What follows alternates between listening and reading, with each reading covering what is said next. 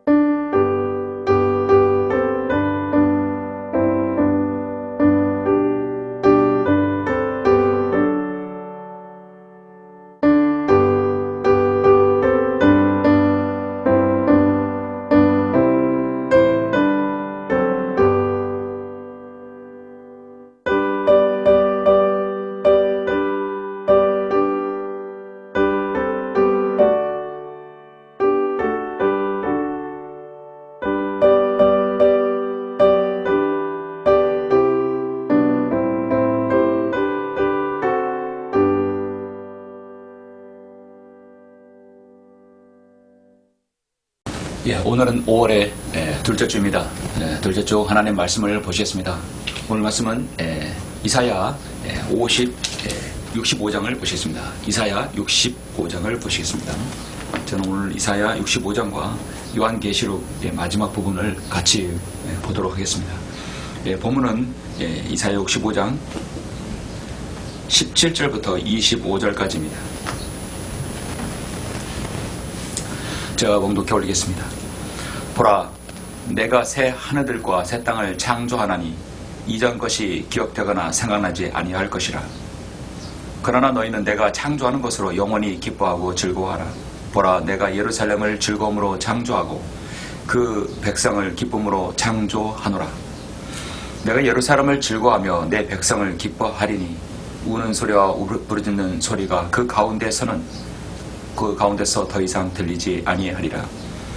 거기는 날수로 되는 아기도 자기 수명을 다 채우지 못한 노인도 더 이상 없을 것이니 이는 백세에 죽은 자가 아이요 백세가 된 죄인은 저주를 받은 것이 될 것입니다. 그들은 집들을 지어 그곳에 거주하며 또 그들은 포도원들을 만들어서 그 열매를 먹을 것이라. 자기가 지은 곳에 다른 사람이 살지 아니할 것이며 자기가 심는 것을 다른 사람이 먹지 아니하리라. 이는 내 백성의 수명이 나무의 수명과 같겠고 나의 택한 자가 그들의 손으로 일한 것을 오래 즐길 것임이라.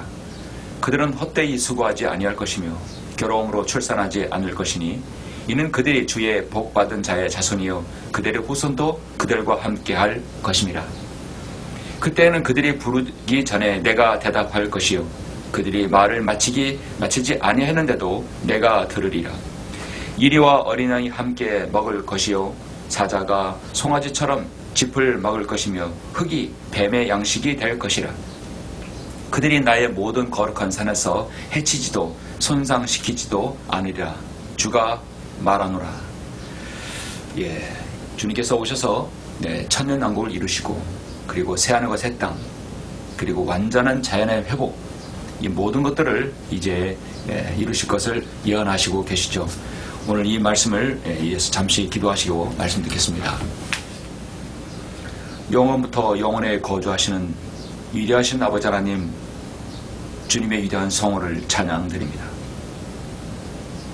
낮고 낮은 이 세상에 벌레마도 못한 저희들을 구원하시기 위해서 하나님께서 위대한 구원 계획을 세우셔서 하나님의 사랑하시는 아들 예수 그리스도를 땅에 보내시고 그 주님의 귀한 육신의 몸이 인간의 몸과 같이 되어서 갈고 십자가의 질고를 지시고 그 보혈한 피로 저들을 구속해 주심을 감사드립니다.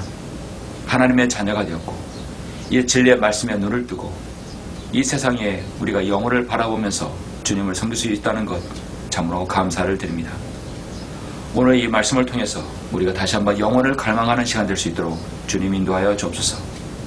이 시간 함께 드리는 모든 성도들, 주님 각양 여러 모양으로 드리는 성도들을 아버지 하나님 지켜주시고 하나님께서 오늘 말씀을 통해 서로가 은혜가 되는 귀한 말씀이 될 수 있도록 인도하여 주옵소서. 모든 것을 감사드립니다. 주 예수 그리스도 이름으로 기도드렸습니다. 아멘. 오늘 말씀의 제목은 성도여 영혼을 갈망하자라는 제목으로 말씀을 전하고자 합니다. 성도여 영혼을 갈망하자. 심리학 용어에서 리플리 증후군이란 용어가 있습니다. 리플리 증후군은 자신의 현실을 부정하면서 실제로 존재하지도 않는 허구의 세계를 진실이라 믿고 또 그것을 상식적으로 거짓말을 또 거기에 맞는 행동을 반복하는 반사회적 인격 장애라고 부릅니다. 미국의 소설가 퍼트리샤 하이스미스가 지은 소설 재능 있는 리플리시라는 말에서 따온 말인데요. 리플리 병이란 또 리플리 효과라고도 불리기도 합니다. 의학계에서도 이것이 이제 병명으로 사용되기도 하고 사용되지 않는 부분도 있는데 논란이 있습니다. 여기 나온 이 호텔 종업원 리플리는 어느 날 재벌집 아들을 살해한 뒤에 자신이 그의 행세를 하고 다닙니다. 하지만 자신이 남을 흉내내고 있다고 생각하지 않습니다. 자신이 정말로 자신이 재벌의 아들이라고 믿는 것이죠. 영화나 드라마에서 이 리플리 증후군을 소재로 한 작품들을 많이 볼 수 있습니다. 학력을 이조해서 자신이 스스로 거기에 학교 졸업한 것처럼 행세를 하죠. 또 어떤 대리로 자신의 어떤 역할을 그것이라고 역할을 하면서 실질적으로 자신이 그 사람이라고 생각하는 겁니다. 사람들은 대부분 거짓말을 하면 말을 더듬고 얼굴이 빨개지면서 어떤 변칙적인 행동을 하게 되어 있는데, 이 리플리 증후군이 있으면 어떤 거짓말을 하더라도 눈 깜짝하지 않고 눈동자 흔들리지 않고 말을 더듬지도 않으면서 아주 자연스럽게 스스로 자기까지 부인하는 거짓말을 하게 됩니다. 학력 이조와 또 미국 유명 사립대학교 합격 사실의 거짓 통보 사건, 또 의사 행세, 또 재벌 행세, 이런 모든 것은 다 리플리 증후군이라 할 수 있습니다. 한마디로 리플리 증후군은 자신이 건설한 허구의 세계를 진실이라 믿으면서 거짓말과 행동을 반복하는 인격장애입니다. 그런데 오늘날 현실 세계를 살아가는 사람들은 그저 세상에 보이는 것, 듣는 것만을 믿고 추구하는 세상이 되어버리다 보니까 그리스도인이 믿는 신앙 체계를 리플리 증후군으로 싸잡아서 치부해버리는 경우가 많이 있습니다. 성경에 나오는 역사는 이스라엘의 역사고, 하나님께서 인류를 창조하시고 그의 2000년 기간에 다스리는 기간입니다. 한편으로는 앞으로 이루어질 미리 기록된 역사라고 할 수 있습니다. 그리고 영원의 시간까지도 거슬러 올라가서 영원까지도 다스리는 것이 바로 성경의 하나님의 말씀입니다. 진리의 하나님의 말씀입니다. 그런데 이 기록된 역사를 믿지 않고 현실 세계만 보는 사람들이 오늘날 대다수의 사람들이죠. 제가 지난 22년간 목회하면서 가장 기억에 남는 잊지 못할 많은 사역 중에 하나는 2005년부터 2010년까지 제가 5년 동안 천안의 한 정신요양병원에서 원목으로 있었습니다. 매주 금요일마다 환자들의 상대로 제가 예배를 인도해야 했습니다. 집회를 인도했어요. 한 정신병원 그 원목과장을 제가 알게 되어서 그 연후로 매주 정기적으로 예배를 인도하게 되었는데, 거기 대부분인 사람들은 약을 먹어야만이 살 수 있는 사람들입니다. 저는 그것을 5년 동안 정신병자의 편견을 완전히 깼습니다. 우리가 일반적으로 정신병자로 간다면 눈이 이게 초점이 흐려지고 그 다음에 사람에게 갑자기 공격 성향을 보이는, 근데 그렇게 생각하는데 전혀 그것이 아니란 겁니다. 사실 어떤 정신병은 어떤 혼적인 부분에서 스크래치가 간다거나 대단한 충격을 받거나 또 마귀의 공격으로 인한 것이 있는데, 병원에서는 이거를 잘 분류해야 되는데 분류하지 않고 모두 약으로 처방해 버립니다. 무기력해져서 그냥 모든 자신의 정신 상태를 그냥 무기력하게 만드는 것이죠. 의지를 없애는 것입니다. 저는 그들에게, 그 30-40명 사람들에게 매주 복음을 전하고 마지막으로 항상 영접 기도를 하면서 그들에게 예수 그리스도를 구주 되심과 또 영원히 함께 하심을 늘 설교하고 마칩니다. 제가 예수 그리스도의 십자가 사건과 예수님의 다시 오심의 말씀을 하면 너무도 좋아하고 너무도 기쁜 모습으로 돌아갑니다. 주님께서 재림하시면 우리의 불완전한 몸은 주님의 몸과 같이 있게 되고, 완전한 주님의 몸같이 되면 우리는 더 이상 아프지 않고 약을 먹지 않고 이 제한된 공간에 있지 않고 어디든지 갈 수 있습니다. 여러분, 이 소망 가운데 사시길 바랍니다. 그렇게 말하면 나갈 때 복지사는 항상 저에게 뭐라고 하는지 아십니까? 목사님, 환자들에게 너무 망상을 심어줘서는 안 됩니다. 늘 이해하기를 합니다. 참으로 서글프죠. 저는 환자들에게 소망을 심어주는데, 그분들의 소망과 주님에 대한 재림을, 그 희망, 그 믿음을 심어주는데, 사람들은 제가 망상을 심어준다고 생각하고 있어요. 결국 제가 5년까지 하고 더 이상 거기서 사회가지 못하게 해서 제가 그만 거기를 나왔습니다. 세상의 철학과 과학은 세상이라는 것은 그리스도인이 믿는 성경의 신앙을 절대 인정하지 않습니다. 우리의 소망도 바람도 우리의 영혼을 위한 그 갈망도 믿지 않습니다. 리플리 증후군은 보통 개인의 사회적 성취욕이 크지만 현실적으로 이룰 수 있는 길이 막혀있는 것을 경우 발생합니다. 너무 간절한 나머지 현실을 부정하고 자신이 바라는 세상을 가공해 그 세계를 실제라고 여기는 것이지만 우리가 믿는 주님에 대한 소망은 어떤 리플리 영적 증후군이 아닙니다. 너무도 간절하게 주님의 재림을 소망하고 저 셋째 하늘을 동경하는 우리의 신앙은 지극히 정상적인 신앙이라고 할 수 있습니다. 맞습니까? 저는 오늘 성경에서 영혼 세계에 대해서 잠시 말씀을 드리려고 합니다. 그 영혼에 대한 갈구, 영혼에 대한 갈망은 우리 모든 그리스도인에게 해당하는 것입니다. 저는 그래서 오늘 본문을 이사야 65장을 선택했고요. 그리고 제가 66장 거기에 걸쳐서 요한계시록에 관한 부분을 잠시 여러분에게 말씀을 드리겠습니다. 이 본문 65장은 66장과 함께 세상의 종교를 말씀하고 있습니다. 주님의 재림과 천년 통치, 영원까지 보여주고 있습니다.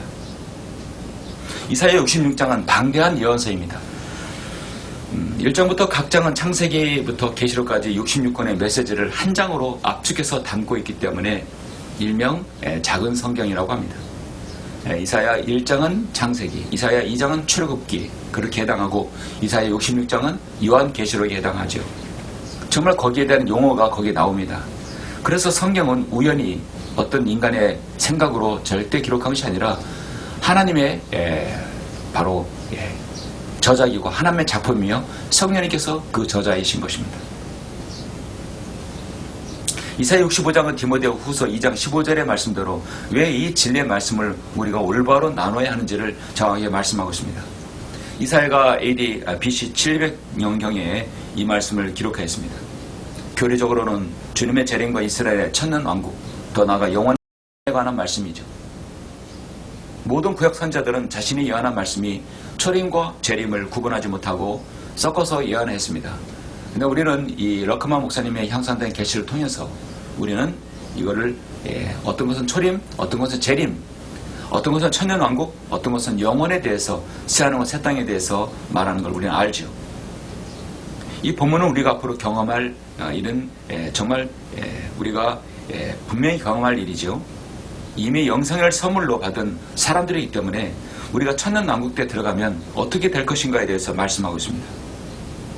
주님의 재림에 대해서 더 나아가 천년왕국에 대해서 영원세계에 대해서 믿지도 않고 설교하지도 않는 오늘날 한국교회의 현실에서는 무의미할 것입니다. 결국 오늘 본문을 가지고 설교를 한다는 게 어렵죠. 장로교에서 30년 동안 저는 섬겼었습니다. 감리교, 성결교, 침례교에서 어디에서 몇십 년을 섬겼다 하더라도 본문에 대한 말씀을 이해하지 못하면 정말 교회를 헛다는 것이 되는 겁니다. 뿐만 아니라 성경이 변개됐기 때문에 그 변개된 성경으로는 이 진리의 말씀을 이해할 수가 없습니다. 오늘날 한국의 설교자들이 무엇이 변개되었는지를 모르는 것이 문제입니다. 시편 21편 4절에 보면 그가 주께 생명을 구함으로 주께서 그에게 주셨으니 곧 영원토록 영무토록 긴 날이니이다. 성경은 37편 20편 27절에서 악에서 떠나고 선을 행하라 그리하면 영원무토록 구하리라. 여러분 영원이란 말이 everlasting, forever 이 말은 참으로 성경적인 용어이고 성경에 나오는 용어입니다. 짧은 우리 인간의 유한한 인생에서 영혼을 말하는 것은 너무 어렵습니다. 사실 100년도 채 살지 못하는 인간이 500년도 엄청나게 긴 시간이죠. 500년도 못 사는 사람이 천년왕국을 논한다는 것도 세상 사람들 보기에 우스울 수가 있습니다. 그러나 우리는 영혼을 기억하고 영생을 선물로 받은 사람들입니다. 성도의 영혼을 갈망하자. 우리는 영혼을 약속하고 영혼을 갈망해야 됩니다. 우리는 영혼을 주님께 이미 약속받았고 또 우리는 서로가 영혼을 갈망하면서 소망을 가져야 됩니다. 저는 이 부분에서 오늘 세 부분으로 영혼을 갈망하는 말씀을 세 가지로 말씀을 드리려고 합니다. 성도여, 영혼을 갈망하자. 첫 번째, 우리는 먼저 영혼에 대한 보장을 받아야 됩니다. 일단 자신이 영생을 얻어야 됩니다. 여러분, 사랑하는 사람과 영혼을 약속하려면 먼저 다시 태어나야 합니다. 요한복음 3장 4절 7절 함께 보시겠습니다. 니고데모가 예수님께 찾아왔죠. 요한복음 3장 3절에 보면 예수께서 대답하여 그에게 말씀하시기를 진실로 진실로 내가 너에게 말하노니 사람이 거듭나지 아니하면 하나님의 나라를 볼 수 없느니라. 하나님의 나라는요, 여러분, 눈에 보이지 않습니다. 우리가 하나님 나라에 속한 것은요, 영적인 세계이기 때문에 보이지 않아요. 하나님의 왕국이라고 하는 표현은 매우 적절하지 않습니다. 오히려 교리에 혼란을 줍니다. 하나님의 왕국이 아니라 하나님의 나라이죠. 그래서 성경을 정말 잘 번역해야 됩니다. 4절 니고데모가 주께 말씀드리기를 사람이 늙으면 어떻게 태어날 수 있나이까? 사람이 자기 어머니 태에 2번 들어갔다가 태어날 수 있나이까? 니고데모는 현실적이고 참으로 이해 타산적이고 지극히 정상적인 질문이라 할 수 있습니다. 늙었는데 어떻게 태어나냐 이거죠. 주님은 이것을 육신이 아니라 영적으로 말씀하셨죠. 예수께서 대답하여 진실로 진실로 내가 너에게 말하노니 사람이 물과 성령으로 태어나지 아니하면 하나님의 나라에 들어갈 수 없느니라. 개혁성경 잡고 또 개혁 개정판을 가고 또 어떤 목사들은 물은 바로 물침내를 얘기하고 성령으로 말하는데요. 절대 물침내가 아닙니다. 사람의 물은요, 어머니 양수 배에서 태어났기 때문에 첫 번째 출생을 얘기하는 것입니다. 그리고 성령, 보이지 않는 영, 하나님의 영, 진리의 말씀, 진리의 영으로 태어나야 된다는 것이죠. 거듭나야 된다는 것이죠. 그래서 인간의 육체적 출생은 처음 출생이고 성령으로 태어나는 것은 바로 하나님 나라에 들어가는 것입니다. 거듭남을 얘기하는 거죠. 예수 그리스도를 구주로 믿고 구원받는 것을 말하는 것입니다. 그래서 성경은 우리 주님께서는 사람이 물과 성령으로 태어나지 아니하면 하나님 나라에 들어갈 수 없느니라. 이건 구원받았다는 얘기죠. 육신으로 난 것은 육이요. 얼마나 정확합니까? 또 성령으로 난 것은 영이니라. 내가 너희는 거듭나야만 한다고 말한 것을 이상히 여기지 말라.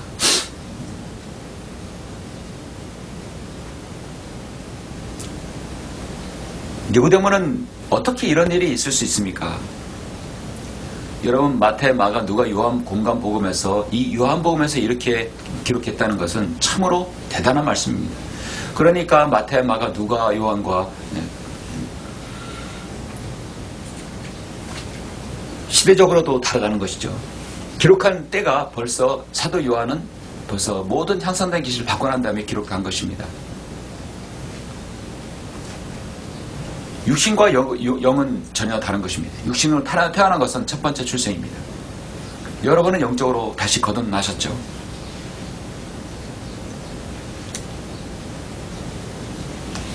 요한복음 4장 13절을 하나 더 계속해서 보시겠습니다. 요한복음 4장 13절을 보니까 예수께서 대답하여 그녀에게 말씀하시를 이 물을 마시는 사람은 이 사마리아 여인에게 말씀하셨죠. 이 물을 마시는 사람은 누구든지 다시 목마르느니와 내가 주는 물을 마시는 사람은 누구든지 영원히 목마르지 아니하리라. 그러나 내가 그에게 주는 물은 그 사람 안에서 영원한 생명으로 솟아오르는 샘물이 되리라. 우리가 일반적으로 마시는 물은 마시면 또 잠시 후면 목이 마르고 또 계속 먹어야 되는 것이죠. 그러나 주님께 주시는 물은 이 생명수입니다. 이것은 보이는 물이 아닙니다. 성령은 늘 보이는 것이 있고 영적인 부분이 있어요. 영적인 부분은요, 절대로 눈에 보이지 않습니다. 믿음으로 봐야 되는 것이죠. 주님께서 물을 마시는 주님께 주시는 그 물은 생명수입니다. 그 물은요, 인간을 거듭나게 하는 것이죠.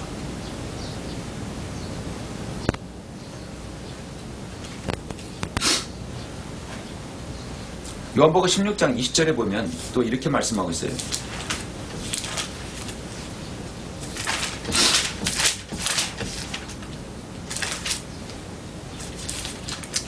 진실로 진실로 내가 너에게 말하노니 너희는 울고 애통할 것이나 세상은 기뻐할 것이며 너희는 슬퍼하겠으나 너희의 슬픔은 기쁨이 되리라. 여인이 해산할 때가 되면 그때가 다가오므로 근심하나니 아이를 낳고 나면 사람이 세상에 태어난 기쁨 때문에 더 이상 그 고통을 기억하지 아니하느니라. 예수님께서 대답하여 그녀에게 말씀하시기를 나는 부활이요 생명이니 나를 믿는 자는 죽어도 살 것이며 또 살아서 나를 믿는 자는 누구나 영원히 죽지 아니하리라. 내가 이것을 믿느냐고 하시니 그녀가 주께 말씀드리기를 예 주여 나는 주께서 세상에 오실 그 그리스도 곧 하나님의 아들이심을 믿나이다. 주님께서는 우리에게 참 평안을 주신다고 말씀하셨고요. 주님께서는 우리에게 영생을 주신다고 약속을 해주셨습니다. 요한복음 3장 16절에서 말씀하시는 것 같이 하나님께서 세상을 이처럼 사랑하셔서 그의 독생자를 줬으니 이는 그를 믿는 사람은 누구든지 멸망하지 않고 영생을 얻게 하려 하심이니라. 인간은 일단은 먼저 거듭나야 됩니다. 인간은 먼저 일단은 육체적 출생에서 영적인 출생으로 나와야 됩니다. 영혼을 보장받으려면 먼저 거듭나야 됩니다. 세상에서 모든 사람은요, 자기가 낳은 자식을 아끼고 더 좋은 것을 주고 싶고 남기고 싶은 것은 부성이나 모성이나 다 마찬가지입니다. 심지어 사나운 맹수도 자기 새끼는 돌보고 희생하는 걸 알 수 있습니다. 그러나 세상을 살다 보면 가끔씩 부모가 자식을 서슴없이 생명의 위해를 가하는 걸 보면 짐승마도 못한 인간이라고 하는 것입니다. 죄성을 가진 인간만이 죄를 지을 수 있는 것이 바로 죄라고 여겨집니다. 사람들 그것을 일반적으로 천륜을 저버렸다고 하죠. 창조 하나님을 모르는 사람은 이 모든 것의 출발을 저 하늘이라고 믿기 때문에 여러분 그 하늘이 모든 것을 한다고 믿고 있습니다. 우리는 매월 5월이면 어버이날이라서 또 스승의날이라서 감사와 또 고마움을 표시합니다. 연로한 부모님, 병든 부모님을 찾아뵈는 것 중요합니다. 그리스도인이라면 더 중요할 수 있어요. 이 땅에서 생명이 잠시 잠깐이지만 우리는 영생을 약속받은 사람입니다. 그래서 시간이 얼마 지나지 않아서 헤어질 수 있다고 생각한다면 더 많이 찾아뵙고 우리 영혼을 약속해야 됩니다. 부모가 자식을 볼 때 구원받지 않았으면 부모가 자식에게 구령을 해야 되고 자식이 부모를 봤을 때 구원받지 않았다면 구령을 해야 됩니다. 저는 어느덧 50대 중반 이상이 넘어드니까 세월이 많이 흘렀구나 하는 사실이 듭니다. 한 세대가 지나가고 있습니다. 한 세대가 또 오고 있습니다. 그리스도인은 이 세상에 누구도 부모님에 대한 사랑과 고마움을 믿음을 가지고 있습니다. 그래서 성경은 주 안에서 효도하라고 말씀하고 있습니다. 자식이 부모를 찾아 배워도 기력이 쇠하고 때론 지병으로 인해 자식까지 몰라보면 여러분 어찌 해야 할까요? 얼마나 가슴이 먹먹합니까? 그래서 우리는 자신의 부모님이 정상적인 부모라고 한다면 인식을 가졌다 한다면 사실 그렇게 오래 많이 교제하지 못한다고 한다면 계속해서 우리는 영혼을 기억하고 영혼을 약속해야 됩니다. 영혼에 대해서 약속이 없는 그 관계는 서로 간에 예수 그리스도 안에서 이야기가 되지 않는 것이죠. 우리는 세월의 야속함도 있고 인간의 유약함도 느낄 수 있습니다. 그러나 우리 주님 안에서 영혼에 대한 소망을 서로 가지는 것은 아주 중요합니다. 언제 헤어질지 모르는 가정, 언제 헤어질지 모르는 식구들, 사랑하는 사람들, 우리는 영혼을 갈망해야 됩니다. 그래서 첫 번째 예수 그리스도를 통해서 구원받았는가 서로 확인하는 것이 필요하죠. 우리가 이 땅에서 잠시 잠깐의 7, 80년의 생활 이후에는 영혼의 시간이 남아 있습니다. 영혼이라는 충분한 세월과 영혼이라는 충분한 공간이 우리 주님께서 이미 다 마련해 놓으셨어요. 천연왕국 세팅되고 그 다음에 새 예루살렘 다 준비되었습니다. 여러분 가운데 연로하신 부모님을 모시고 곧 떠나보내야 할 때가 여러 성도가 있습니까? 병상에서 자녀의 시안을 여러분 보고 계신 성도가 있습니까? 그런 형제, 자매, 사랑하는 사람이 있습니까? 영혼을 약속해야 됩니다.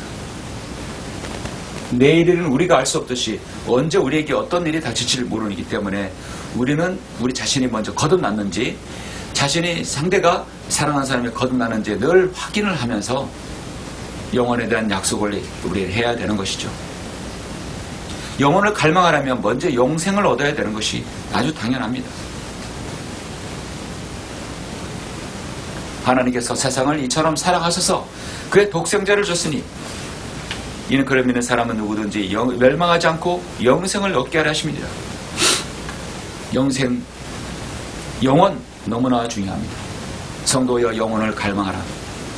두 번째, 우리는 먼저 예언의 완성인 천년왕국을 이 땅에서 보게 되어 있습니다. 영원 세계로 접어들기 전에 우리는 그동안 누리지 못했던 그 천년의 왕국을 우리는 누릴 수 있습니다. 드디어 이제 오늘 본문 이사야 65장 17절부터 25절까지 볼 수 있죠. 자, 이 말씀은 대다수가 이제 천년왕국, 주님께서 자연을 완전히 회복하시고 천년 통치하시는 부분입니다. 인간의 연수가 더 이상 어린아이의 수명이 되지 않습니다. 100세가 인간의 수명이 아니라는 것이죠. 요즘 100세 시대라고는 전혀 100세가 아니라 인간은 정말 500년 이상을 충분히 살 수 있는 나무의 수명과 같이 된다고 말씀하고 있습니다. 17절 보시겠습니다. 보라, 내가 새 하늘과 새 땅을 창조하나니 이전 것이 기억되거나 생각나지 아니할 것이라. 그러나 너희는 내가 창조하는 것으로 영원히 기뻐하고 즐거워하라. 보라, 내가 예루살렘을 즐거움으로 창조하고 그 백성을 기쁨으로 창조하노라. 내가 예루살렘을 즐거워하며 내 백성을 기뻐하리니 우는 소리와 부르짖는 소리가 그 가운데서 더 이상 들리지 아니하리라. 거기에는 날수로 된 아기도 자기 수명을 다 채우지 못한 노이도 더 이상 없을 것이니 이는 100세의 죽은 자가 아이요 100세가 된 죄인은 저주를 받은 것이 될 것이니 그들은 집들을 지어 그곳에 거주하며 또 그들은 포도원들을 만들어서 그 열매를 먹을 것이라. 자기가 지은 곳에 다른 사람이 살지 아니할 것이며 자기가 심는 것을 다른 사람이 먹지 아니하리라. 이는 그 내 백성의 수명이 나무의 수명과 같겠고 나의 택한 자가 그들의 손으로 일한 것을 오래 즐길 것이며 그들은 헛되이 수고하지 아니할 것이며 괴로움으로 출산하지 아니할 것이니 이는 그들이 주의 복받은 자의 자손이요 그들의 후손도 그들과 함께할 것이며 그때는 그들이 부르기 전에 내가 대답할 것이요 그들이 말을 마치지 아니하는데도 내가 들으리라. 이리와 어린 양이 함께 먹을 것이요 사자가 송아처럼 집을 먹을 것이며 흙이 뱀의 양식이 될 것이라. 그들이 나의 모든 거룩한 산에서 해치지도 손상시키지도 않으리라. 주가 말하노라. 만물을 창조하신 하나님께서 말씀하시는 겁니다. 자, 이것을 요한계시록 20장 1절 6절에서는 무엇이라고 어떻게 말씀하실까요? 천년왕국의 상황을 다시 한번 말씀드리죠. 성경의 마지막 책 요한계시록 20장 1절부터 6절을 보면 내가 보니 한 천사가 하늘에서 내려오는데 그의 손에는 끝없이 깊은 구렁의 열쇠와 큰 사슬을 가졌더라. 그가 그 용을 잡으니 곧 마귀요 사탄인 예 뱀이라.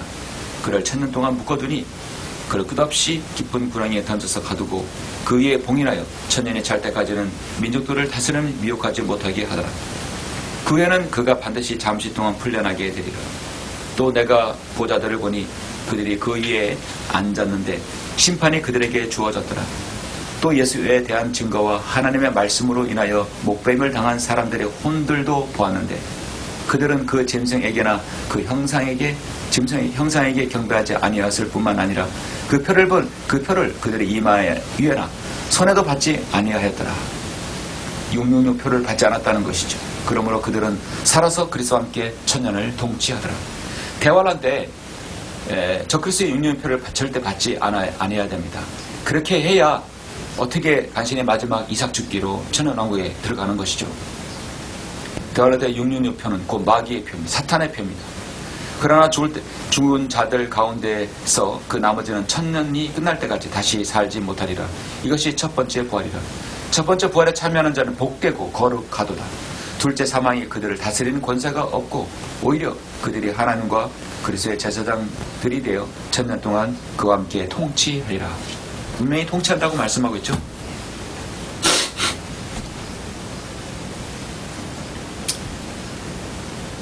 이 이사야 65장 20절이 포함되어 있는 이 65장 이 본문의 말씀은 예수님께서 재림하셔서 이스라엘에서 만왕의 왕, 만주의 주로 통치하시는 천년왕국 시대 예루살렘과 그 백성에 대해서 말씀하고 있습니다. 이 부분은 물론 아모스 9장이라든지 이사야 11장에서도 또 자세하게 말씀하고 있습니다. 이 본문은 주 예수님께서 예루살렘을 즐거움으로 창조하시고 그 백성을 기쁨으로 창조하셨기 때문에 예루살렘은 즐거워하고 자신의 백성을 기뻐할 것이라고 말씀합니다. 거기에는 날수로 된 아기도 자기 수명을 다 채우지 못한 노인도 더 이상 없을 것이라 했습니다.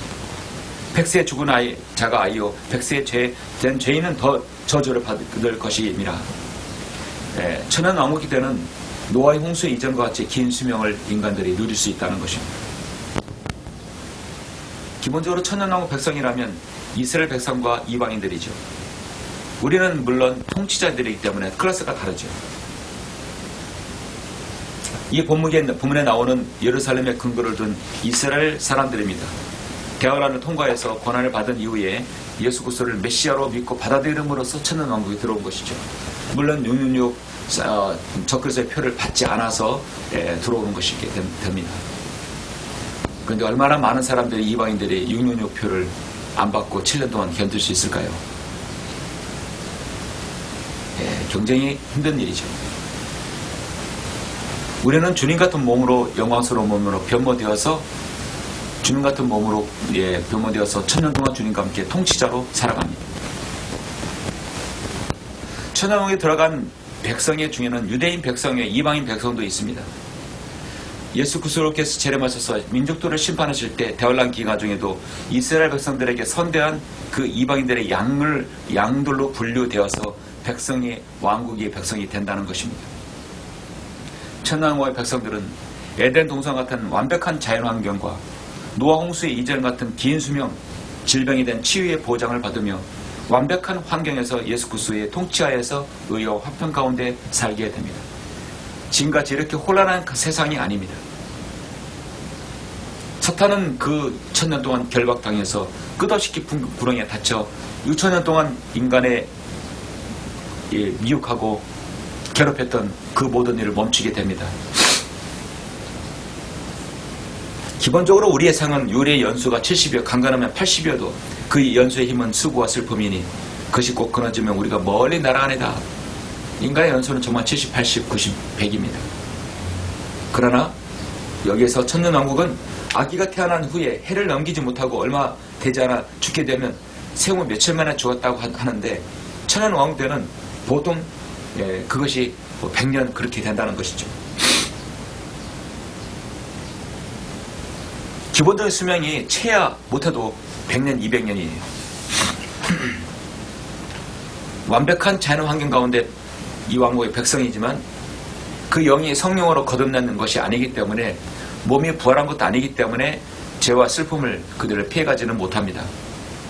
분명히 생육하고 번성하고 자녀를 낳을 수는 있습니다. 해산하는 고통이 없을지라도 그들은 완전한 우리같이 거듭난 주님의 몸은 아니라는 것이죠. 철저하게 주님의 통치 영향하에 있어야 됩니다. 마태복음 5장 22절에 보면 내가 너에게 말하노니 까닭없이 자기 형제에게 노하는 자는 누구든 심판을 위험에 처하게 되리니 형제에게 라카라 하는 자는 누구나 공의의 위험에 처하게 될 것이요 또 어리석은 자라 하는 자는 지옥불의 위험에 처하게 될 것이라. 바로 개나 천년왕국의 쓰레기장으로 바로 집어 던져서 바로 지옥에 던져 놓을 수도 있다는 것입니다. 철저한 주님의 철권 통치가 시작됩니다. 유대인이든 이방인이든 죄를 지으면 즉각적으로 죽음에 처하는 지옥의 형벌을 당할 수밖에 없는 그런 시대입니다. 여러분, 천년왕국 통치는 주님의 귀한 기다렸던 통치입니다. 주님의 통치의 기간은 천년왕국이에요. 그 누구도 범할 수 없고 여러분 흉내낼 수 없는 통치입니다. 이 시대에 많은 독재자들이 있고 북한의 김정은도 있고 독재자들이 있었지만 모두 다 의와 공의로 통치하는 것이 아니라 악으로 통치하는 것이죠. 불의와 악으로 통치하는 것입니다. 그래서 이 천년왕국 시대는 예, 이리와 어린 양이 함께 먹을 것이요 사자와 소송아지처럼 집을 먹으시며 흙이 뱀의 양식이 되는 것처럼 모든 그 동식물이 완전한 초식동물이 되는 것입니다. 성도여 영혼을 갈망하자. 세 번째로 영원한 새 예루살렘이 우리를 기다리고 있습니다. 이 부분은 요한계시록 마지막 66장 24절을 보면 먼저 이제 영혼을 볼 수 있죠. 그들이 나가서 나를 거역하여 범법했던 사람들이 시체를 볼 것이라. 이는 그들의 벌레가 죽지 아니하며 그들의 불도 꺼지지 아니할 것이미니 그들은 모든 육체의 가정함이 되리라. 이자의 천원왕이 끝나면 이제 영혼세계에 들어갈 때 영원히 불못에 던져질 자가 있고 그 다음에 영원히 주님과 함께 새 예루살렘에 들어갈 사람들이 있다는 걸 보여줍니다. 계시록 21장 1절로 5절 4절까지 보시면 이렇게 말씀을 하고 있죠. 요한계시록 21장 1절 또 내가 새 하늘과 새 땅을 보니 처음 하늘과 처음 땅은 사라지고 바다도 더 이상 있지 아니하리라. 나 요한은 거룩한 도성 새 예루살렘이 하나님께로부터 하늘에서 내려오는 것을 보았는데 마치 신부가 자기 남편을 위하여 단장한 것 같이 예비되었더라.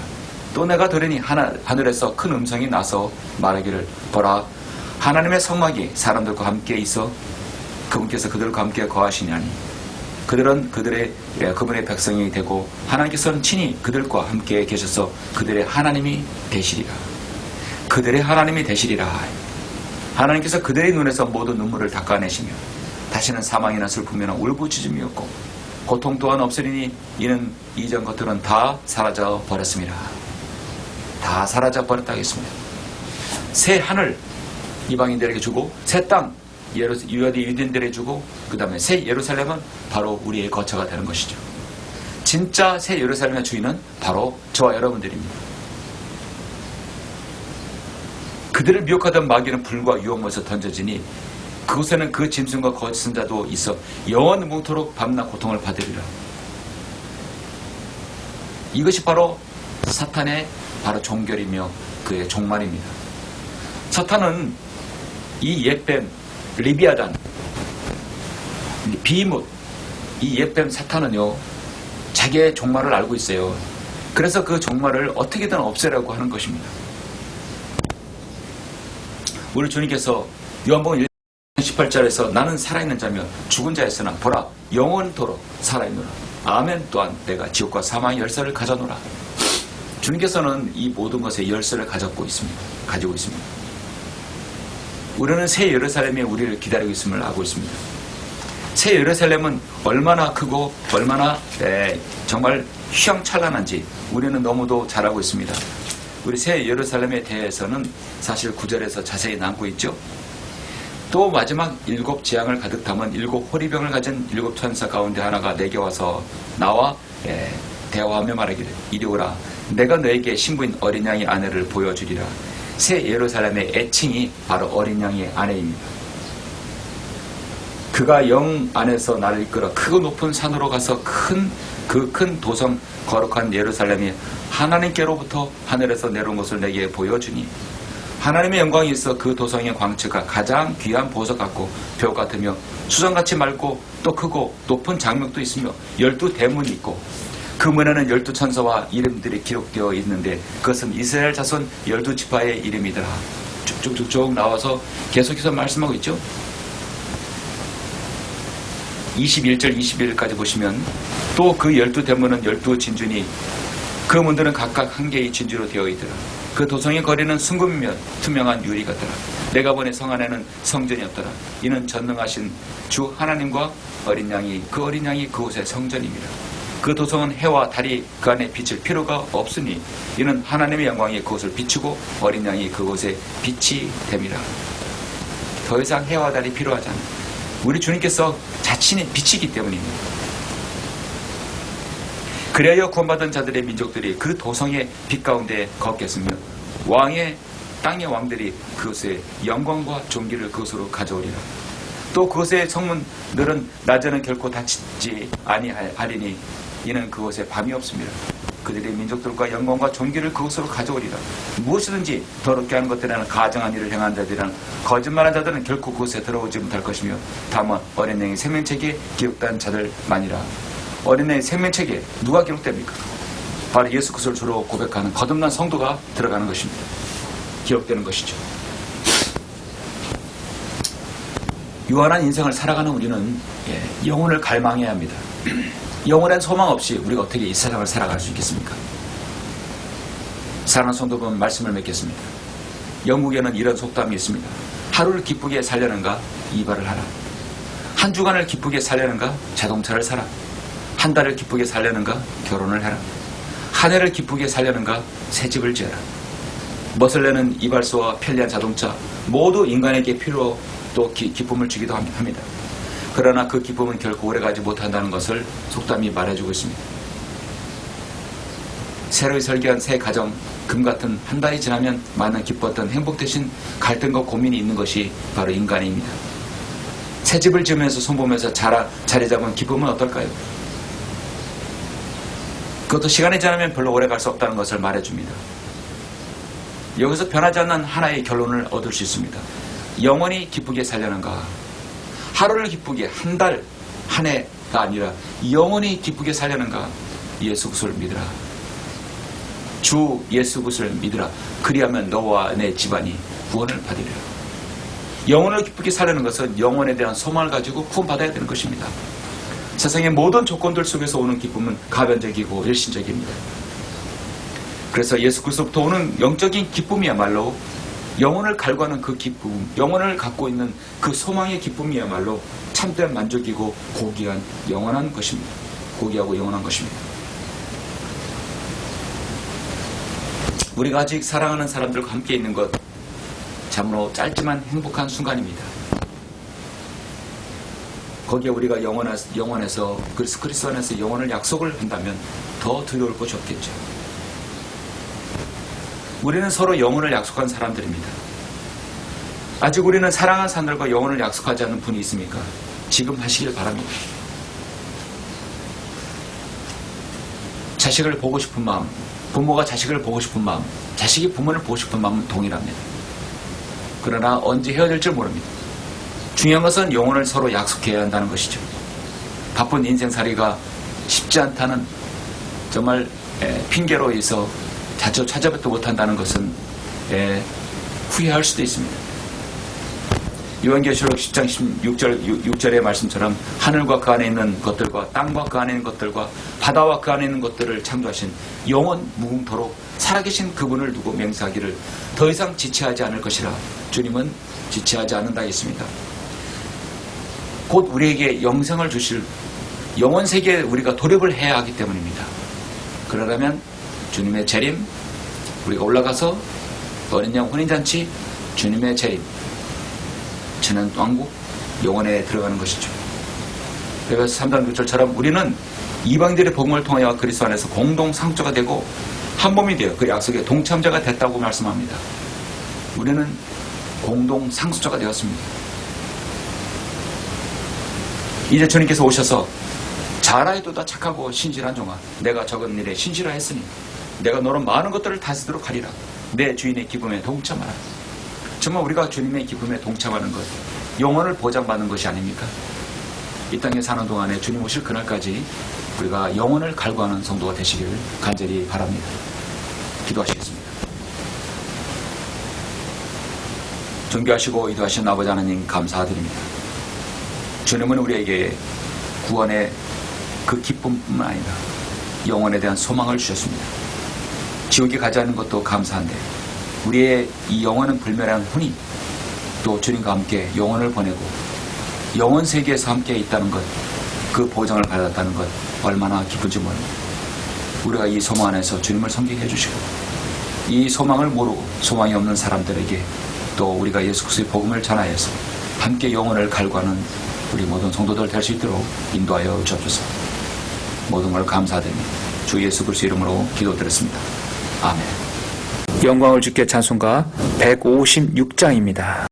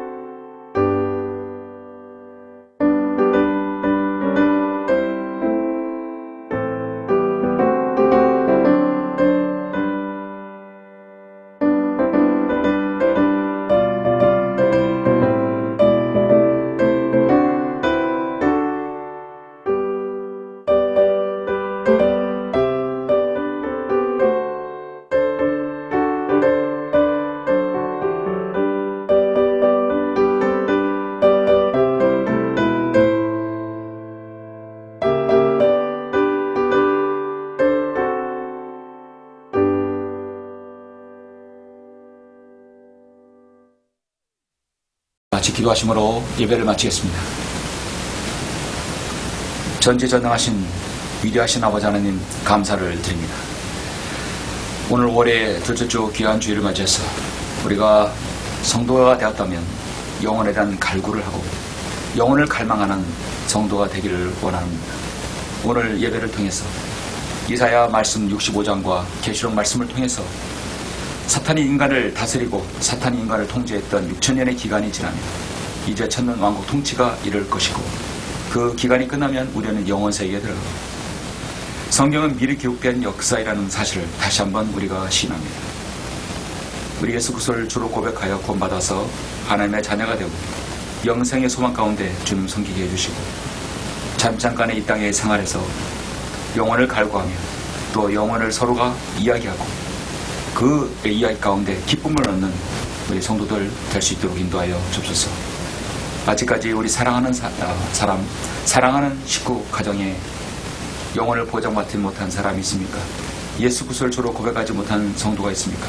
주님 불쌍히 여겨주시고 어떻게 하든 우리 자신이 복음의 전달 매체가 되어서 서로 영혼의 소망 가운데 기쁨 가운데 살아갈 수 있도록 주님 인도하여 주시기를 원합니다. 한 줄 동안도 우리의 모든 삶 가운데 인도하여 주십시오. 감사를 드리며 주 예수 그리스도 이름으로 기도드렸습니다. 아멘.